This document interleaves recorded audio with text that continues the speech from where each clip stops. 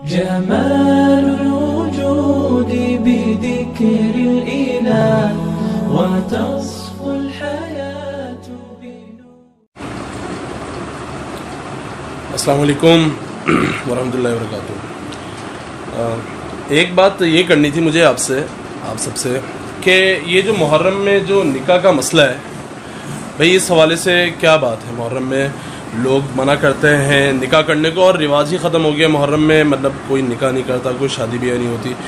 تو اس حوالے سے لوگ جو ہے بالکل اس بات کو چھوڑ دیا. تو بھائی بات ساری یہ ہے کہ محرم میں تو نکاح کرنا چاہیے، محرم میں نکاح کرنا چاہیے، کیونکہ اگر آپ کہتے ہیں کہ بھائی اہل بیت کے ساتھ ایک بہت عظیم سانحہ پیش آیا ہے، اہل بیت کے ایک فرد کا، اہل بیت کا، تو بھائی اہل بیت سے ہی تو ثابت ہے محرم میں نکاح کرنا. آپ دیکھ لیجئے حضرت علی رضی اللہ تعالی عنہ اور حضرت فاطمہ رضی اللہ عنہ، ان دونوں کا نکاح 2 ہجری محرم الحرام میں ہوا ہے.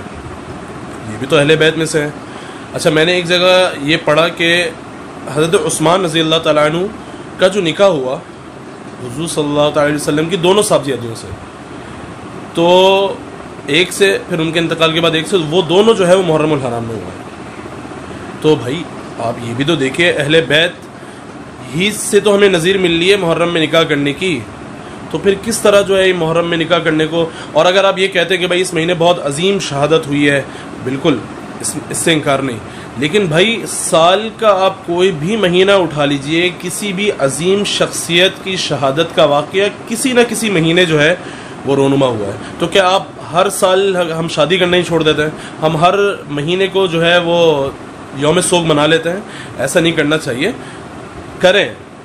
اور ایک چیز جو ختم ہو چکی ہے، اگر اس کو زندہ کیا جائے گا، یہ ایک طریقے سے سمجھیں یہ رواج بن گیا کہ محرم میں شادی نہ کرنے کا، اگر اس کو زندہ کیا جائے گا تو یہ بھی اجر کا باعث ہے. اور بقول ہمارے ایک مفتی صاحب کے، اللہ تعالیٰ انہیں جزائے خیر دے، وہ فرماتے ہیں کہ بھائی اس کے اندر ایک بہت بڑی حکمت ہے. کیا بڑی حکمت ہے؟ اور اگر یہ حکمت سامنے رکھی جائے نا تو میرے خیال سے جو ہے نا محرم میں ہر کوئی شادی کر رہا ہوگا. وہ حکمت یہ ہے کہ محرم میں آپ کو جو شادی ہال ہے نا وہ سستے ملیں گے. کیوں؟ ابھی بھائی جب شادی ہی نہیں ہوتی، محرم میں رواج ہی نہیں ہے، شادی ہال خالی پڑے ہوتے ہیں، تو ظاہر سی بات ہے جب آپ جائیں گے تو آپ کو سستا ہی ملے گا نا، آپ کو مہنگا تھوڑی ملے گا. وہ بات الگ ہے کہ جب لوگوں کو یہ بات سمجھ میں آ گئی اور محرم میں شادیوں کا رواج بڑھ گیا تو پھر ہال مہنگے ہو جائیں. ورنہ محرم میں نکاح کرنا چاہیے، محرم میں شادی بیاہ کا رواج ڈالیے. اس سے جو ہے ایک فائدہ، جیسے میں نے مفتی صاحب کا عرض کیا کہ جو ہے نا شادی ہال سستے پڑتا ہے. تو یہ ایک ساری بات ہے. اس حوالے سے بہت زیادہ ہمارے جو ہے کانسیپٹس بہت غلط ہو رہے تھے.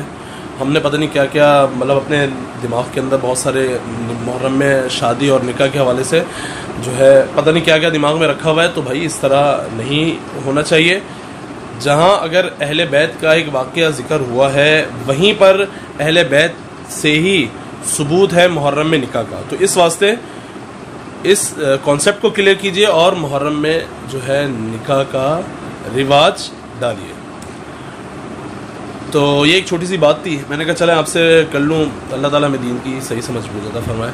السلام علیکم.